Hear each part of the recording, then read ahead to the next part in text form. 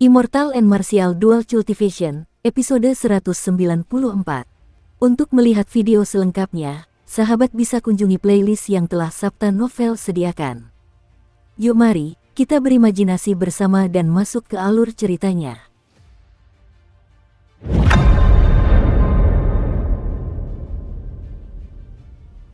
Ding Fenchou mengangkat telapak tangannya, dan bola energi petir melayang di bawah tangannya. Jin Wuji yang tidak sadarkan diri seketika merasa lebih nyaman. Bang! Ding Fenchou dengan santai melemparkan bola listrik ke tanah. Bola itu meledak dan menciptakan lubang yang dalam, menyemburkan debu ke udara. Energi berelemen petir ini sangat kuat. Orang ini mungkin menguasai teknik kultivasi tingkat surga. Jika tidak, dia tidak akan memiliki energi yang begitu besar sebagai Raja Bela Diri tingkat rendah.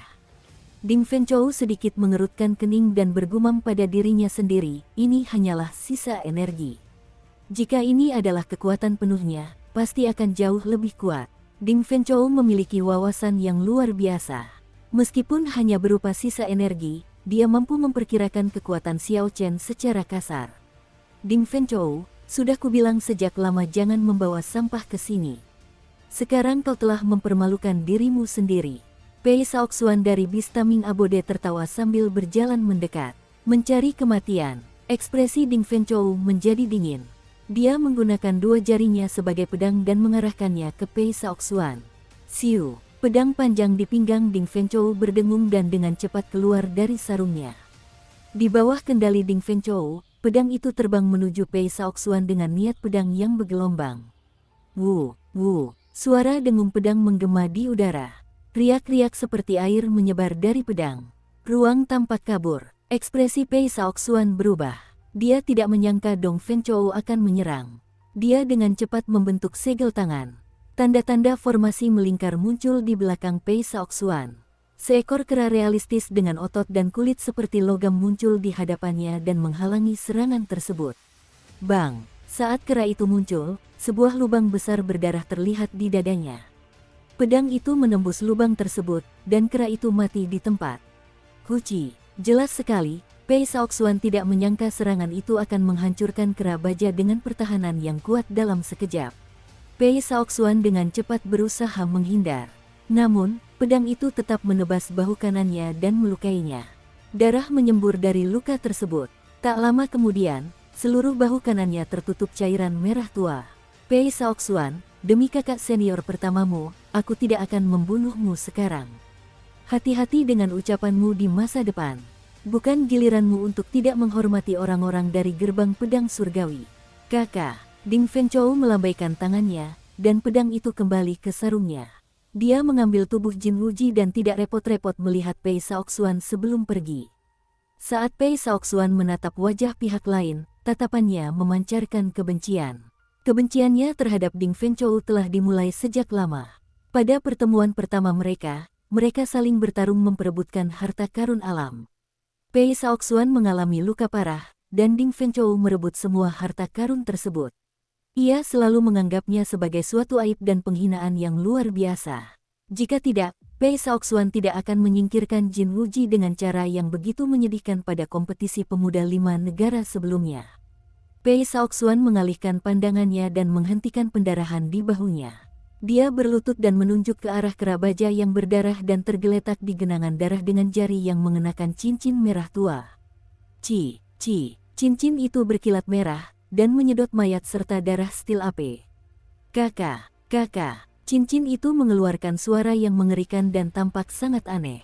Bulan menggantung tinggi di langit seperti piring perak yang menerangi dunia. Xiao Chen dan musinya duduk di atap sebuah bangunan di kota itu. Meskipun musinya meminta izin untuk berbicara, justru dialah yang lebih banyak bicara.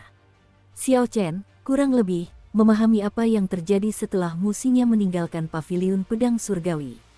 Setelah ia mewarisi kekuatan Raja Serigala Surgawi, kekuatannya meningkat pesat. Sekarang, musinya adalah Raja Bela Diri tingkat unggulan puncak. Yang terpenting, dia tidak akan menemui hambatan apapun. Selama dia dengan setia terus menyerap kekuatan Raja Serigala Surgawi, kekuatannya akan melambung, potensinya tak terbatas. Ketika musinya bertarung melawan musuh, dia dapat mengambil energi dari Raja Serigala Surgawi dan bahkan menantang seorang raja bela diri setengah langkah. Selain itu, caranya tidak seperti yang dilakukan Xiao Chen, yang membutuhkan kesempatan untuk melarikan diri.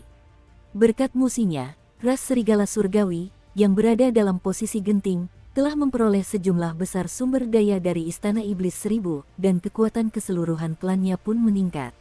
Ye Chen, tahukah kamu bahwa bulan di dunia bawah tanah itu adalah momen paling biasa dalam hidupku? Musinya mendongak menatap bulan yang terang, cahaya bulan menerangi rambut peraknya, menambah lapisan kilau dan tampak seperti ilusi. Haha, namun, aku tidak bisa berhenti. Beban klanku jatuh padaku seorang diri. Ada 20 tempat untuk menara kuno yang terpencil, dan aku harus mendapatkan satu. Xiao Chen tersenyum tipis dan berkata, kalau begitu, saya doakan semoga kamu sukses. Dari 20 tempat itu, saya juga harus mendapatkan satu. Musinya tersenyum malu-malu, kalau begitu, mari kita bekerja keras bersama. Setelah itu, kita bisa bekerja sama lagi di menara kuno yang terpencil. Pemahaman diam-diam yang kita miliki bahkan mungkin mencapai tingkat yang belum pernah dicapai siapapun sebelumnya. Aku pergi sekarang. Terima kasih telah menemaniku begitu lama. Akhirnya aku bisa melepaskan kekhawatiran yang selama ini kupendam. Musinya melambaikan tangannya, dan sosoknya yang anggun melompat dari atap dan menghilang di kejauhan. Xiao Chen bangkit dan memperhatikan musinya yang berada di kejauhan. Dia menghela napas pelan, ada lebih dari 1000 jenius puncak. Kelompok ini saja memiliki orang-orang seperti Ding Fengchou, Jing Zimo, dan musinya, jenius di antara para jenius. 20 tempat ini akan sulit didapatkan. Namun, terlepas dari situasinya, Xiao Chen harus mendapatkannya. Menara kuno yang terpencil memiliki total 9 lantai. Di masa lalu, Kaisar Petir yang jenius mendaki hingga lantai 7 sebelum ia mencapai ketenaran. Dalam beberapa tahun terakhir, meskipun tidak banyak yang berhasil mendaki hingga lantai 5, tanpa terkecuali, mereka semua telah memperoleh manfaat yang besar. Sebagian telah memperoleh peningkatan dalam kultivasi mereka, sebagian menemukan teknik bela diri tingkat surga kuno, atau bahkan teknik kultivasi tingkat surga. Ada beberapa orang yang mengalami kesulitan dalam memahami berbagai teknik bela diri. Mereka berhasil mencapai terobosan di menara tersebut, meningkatkan kemampuan tempur mereka secara signifikan setelah meninggalkannya. Tak satu pun dari cerita-cerita ini merupakan dilebih-lebihkan. Tanpa menara kuno yang terpencil, para kultivator dari 4 negara lainnya akan kesulitan untuk masuk ke dalam 50 besar peringkat Tianwu. Pada hari kedua, matahari baru saja menembus kegelapan. Cahaya fajar menyinari setiap sudut Wrestling City. Sekitar 200 talenta luar biasa dari berbagai tempat telah berkumpul di aula kediaman yang telah dipimpin oleh Li Xiuzhu. Xiao Chen berdiri di sudut kerumunan, menunggu dengan tenang kedatangan Li Xiuzhu. Ini baru babak pertama seleksi. Dia yakin bisa melewatinya dengan kekuatannya. Setelah sekian lama, Li Xiuzhu muncul dari belakang. Selain ketiga asistennya, ada juga seorang kultivator tak dikenal di sampingnya. Orang itu mengenakan jubah kultivator yang ketat. Otot-ototnya menonjol di sekujur tubuhnya, dia terlihat sangat kuat. Dia tampak berusia sekitar 40 tahun dan merupakan raja bela diri setengah langkah. Bekas luka samar di pipi kanannya memberinya penampilan yang garang dan tangguh. Matanya redup dan tanpa cahaya, memberikan kesan yang sama seperti hutan yang suram. Li Xiuzhu mencari sosok Xiao Chen di antara kerumunan. Dia tersenyum dingin sebelum mengalihkan pandangannya. Dia berkata, izinkan saya memperkenalkan orang ini kepada semua orang. Ini adalah penguasa kota gulat, Gao Yangyu. Kami tidak lagi mengatur hal-hal berikut. Setelah 6 hari, saya akan kembali untuk menjemput orang-orang yang telah meraih 60 kemenangan. Saya akan membawa mereka yang memenuhi standar ke Desolate City dan bertemu dengan 3 kelompok lainnya untuk melanjutkan ke babak seleksi kedua. Bagi mereka yang gagal, kalian harus pulang. Setelah Li Xiuzhu berbicara, ia pergi bersama ketiga asistennya, menyerahkan semuanya kepada Gao Yangyu. Gao Yangyu memandang kerumunan dengan tenang. Kemudian, dengan gerakan tangannya, dia mengeluarkan setumpuk kontrak sebelum membagikannya kepada kerumunan.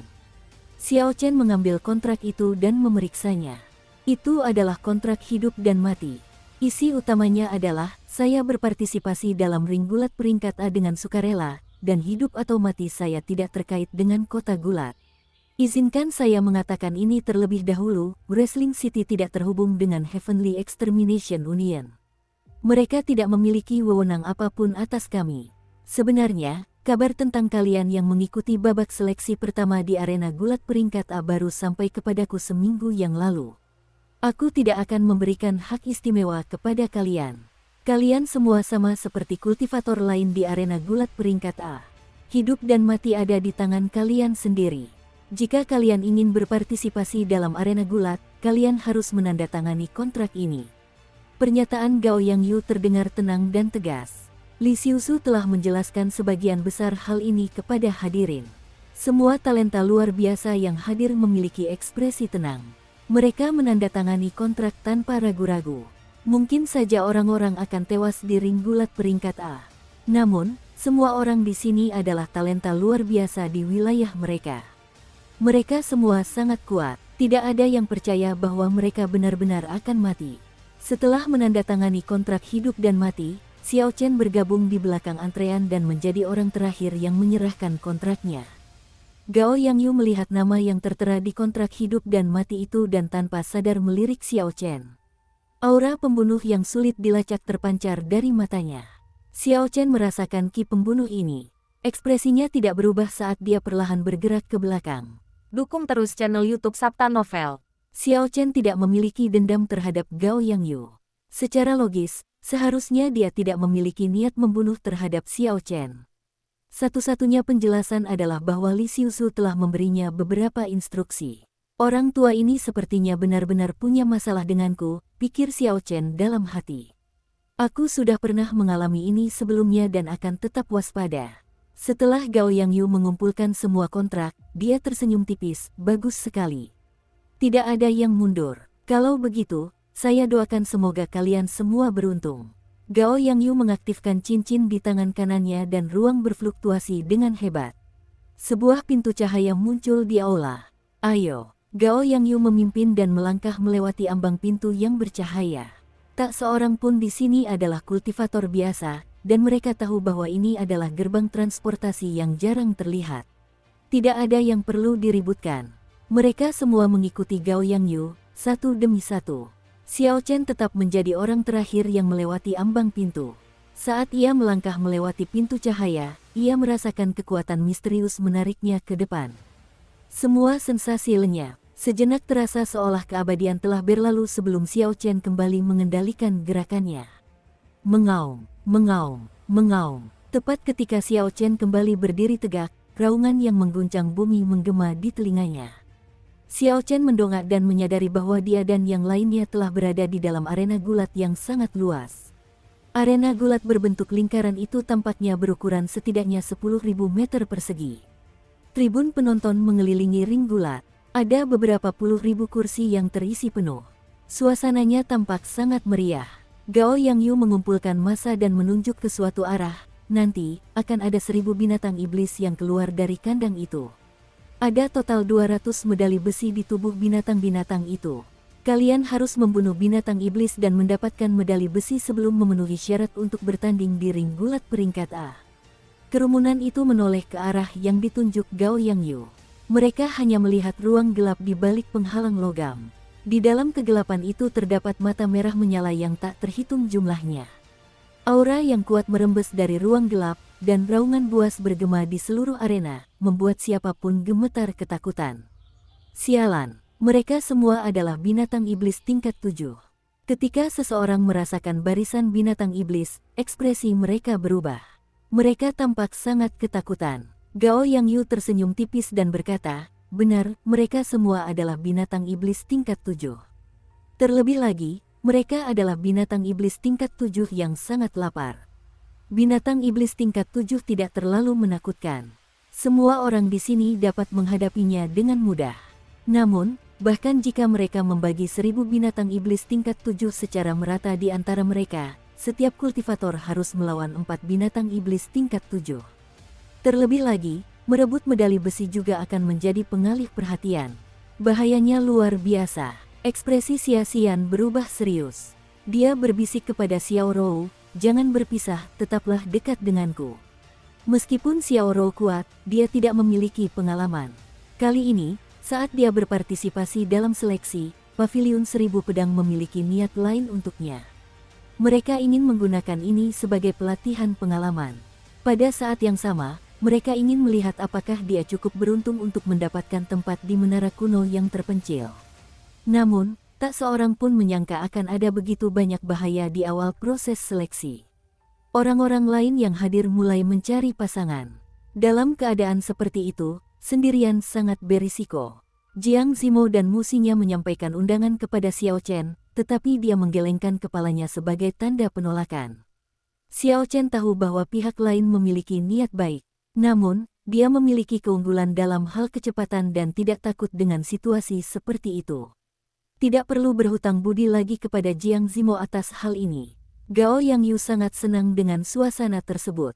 Setelah ia membungkam semua orang, ia berkata, "Setelah kalian mendapatkan medali besi, siapapun di sini dapat menantang kalian, asalkan kultivasi mereka lebih rendah dari setengah langkah Raja Bela Diri.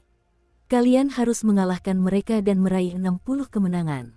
Buka penghalangnya. Tanpa memberi penonton terlalu banyak waktu untuk bereaksi, Gao Yangyu melompat keluar dari ring gulat dan melambaikan tangannya. Penghalang makanan yang menahan 1000 binatang iblis tingkat 7 segera terbuka. Langkah kaki yang menggelegar bergema saat semua binatang iblis bergegas keluar.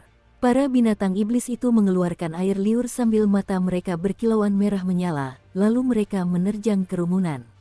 Ada berbagai macam binatang iblis. Beberapa merayap di tanah, dan beberapa terbang di udara. Beberapa memiliki atribut angin, beberapa memiliki atribut api, dan beberapa memiliki atribut es. Ada berbagai macam binatang iblis. Tiba-tiba, mereka semua menyerbu kerumunan. Sebuah ki hitam melesat ke langit, menyelimutinya.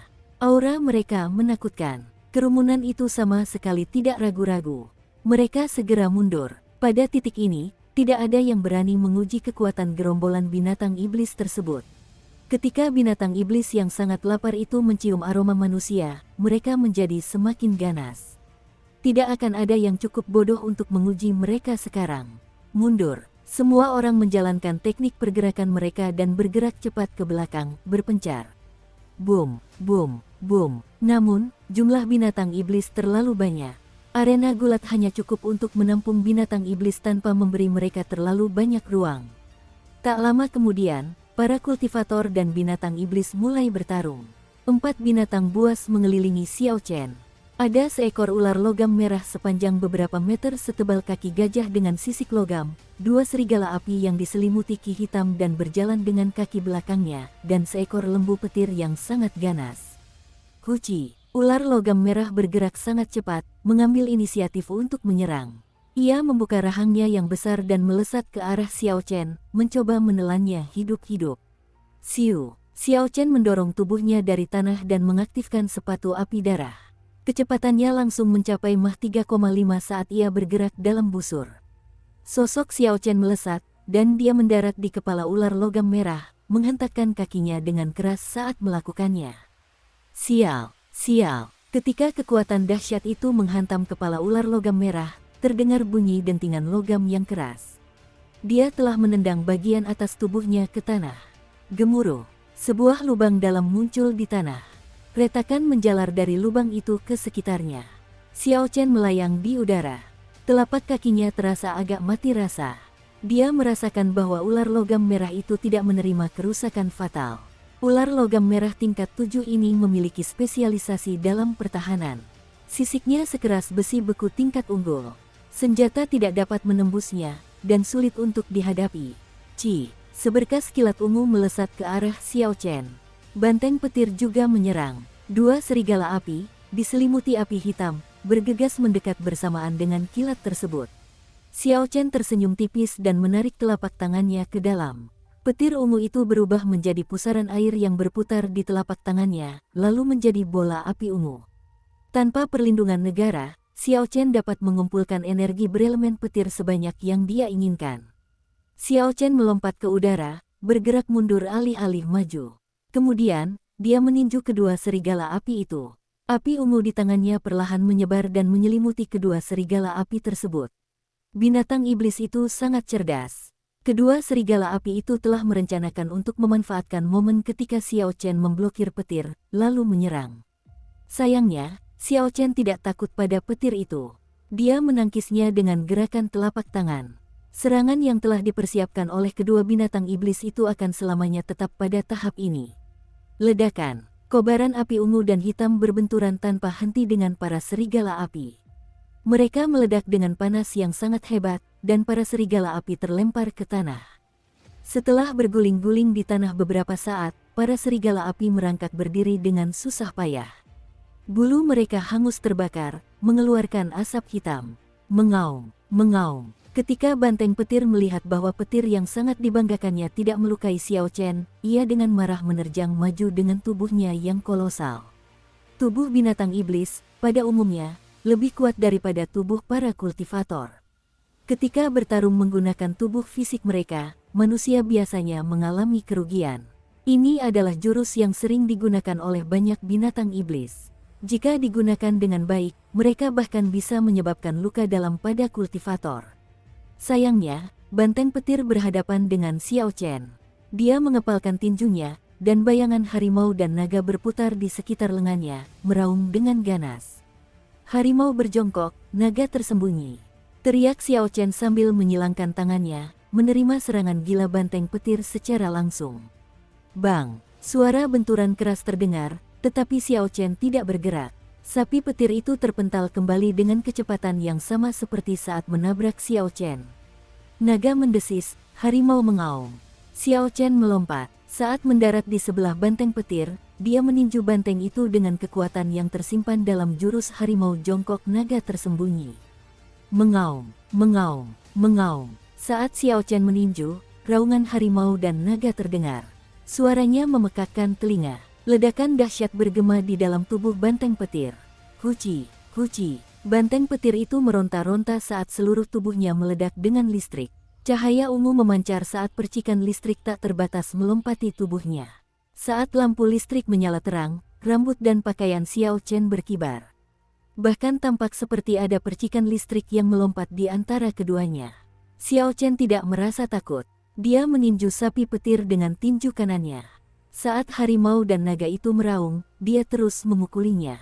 Mantra ilahi petir ungu beredar dengan cepat, dan dia terus menyerap cahaya listrik dengan tangan kirinya. Listrik itu menjadi pusaran air, berputar dengan cepat.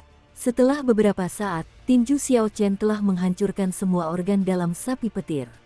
Cahaya listrik akhirnya memudar. Ular logam merah dan serigala api memanfaatkan kesempatan ini untuk menyerang Xiao Chen. Ketiga binatang iblis itu menggunakan jurus terbaik mereka. Ekor panjang ular logam merah menghantam ke bawah dengan kekuatan yang sangat besar. Cakar kedua serigala api menyala dengan api hitam, meninggalkan jejak komet hitam saat mereka mengayunkan cakarnya. Xiao Chen berbalik dan menatap kobaran api ungu yang ganas di telapak tangannya. Tiba-tiba sebuah pikiran terlintas di benaknya. Bisakah aku menggunakan api ungu ini untuk merapal mantra pemberian kehidupan? Secara teori, mantra pemberian kehidupan dapat menggunakan apapun sebagai fokus. Ketika mencapai kesempurnaan agung, mantra ini bahkan dapat menggunakan udara. Karena Xiao Chen memikirkannya, tidak ada masalah untuk mencobanya. Dia menggunakan indera spiritualnya untuk membelah seberkas api ungu dan dengan cepat membentuknya menjadi elang api listrik. Huci, tangan kanan Xiao Chen membuat segel tangan sambil terus mengerahkan energi mental di lautan kesadarannya dan esensi di pusaran Qi. Penggunaan energi untuk merapal mantra pemberian kehidupan mengakibatkan kelelahan 2 kali lipat. Hal ini disebabkan oleh penggabungan esensi dan energi mental. Mantra pemberian kehidupan, teriak Xiao Chen, dan elang api listrik itu langsung hidup. Saat membentangkan sayapnya, rentang sayapnya mencapai 10 meter. Elang itu menukik ke arah ekor ular yang turun. Terdengar suara retakan. Sisik yang lebih keras dari besi beku itu hancur berkeping-keping. Seluruh ekor ular itu patah. Ini benar-benar mungkin. Terlebih lagi, kekuatannya sangat mengesankan. Xiao Chen menunjukkan ekspresi gembira. Di tribun penonton, ketika Gao Yangyu melihat ini, ekspresinya berubah. Gerakan ini sepertinya menggabungkan energi mental dan esensi. Bagaimana bocah ini bisa melakukannya? Energi mental Raja Bela Diri tidak mampu menahan sifat mengamuk dari esensi. Ini adalah sesuatu yang hanya dapat dipahami oleh Raja Bela Diri dan di atasnya. Bahkan Raja Bela Diri setengah langkah seperti dirinya hanya memiliki pemahaman yang kecil tentang hal itu. Banteng petir telah mati, dan ular logam merah terluka parah. Xiao Chen hanya perlu menghadapi 2 serigala api. Kemenangan hampir pasti. Seandainya Xiao Chen tidak sial, akan ada 1 medali besi di dalam setiap binatang iblis. Namun, penampilan Xiao Chen bukanlah yang paling mengesankan, melainkan penampilan orang lain. Banyak kultivator di tribun penonton memusatkan perhatian pada pertempuran di bawah. Mereka mengamati dan mencoba mencari tahu siapa yang akan mereka pilih sebagai lawan.